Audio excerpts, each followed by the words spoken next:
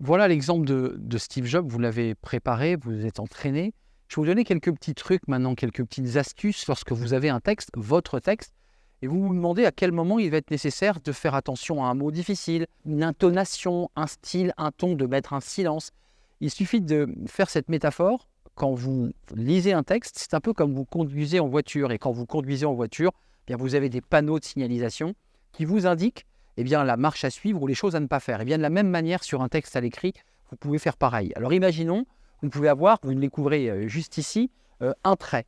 Un trait, ça veut dire que vous mettez un silence léger qui va permettre de pouvoir reprendre votre souffle. Deux traits, des slash, vous permettront d'avoir un silence plus long. Ainsi de suite, jusqu'à 3 traits qui fait comprendre au lecteur, c'est-à-dire vous, que vous devez vous arrêter.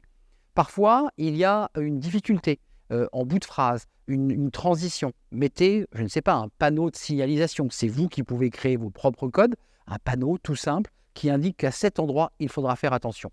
Quand vous soulignez un mot, c'est un mot, par exemple, que vous devrez décomposer en 3 syllabes.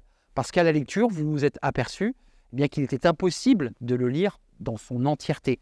Donc, ça vous oblige à faire un effort de diction, en un mot qui vous évitera, dans la réalité de la prise de parole, de bafouiller et donc de prendre le temps de bien annoter ce texte pour pouvoir, au moment de la lecture, avoir la route la plus dégagée possible pour vous exprimer et donc impacter votre auditoire.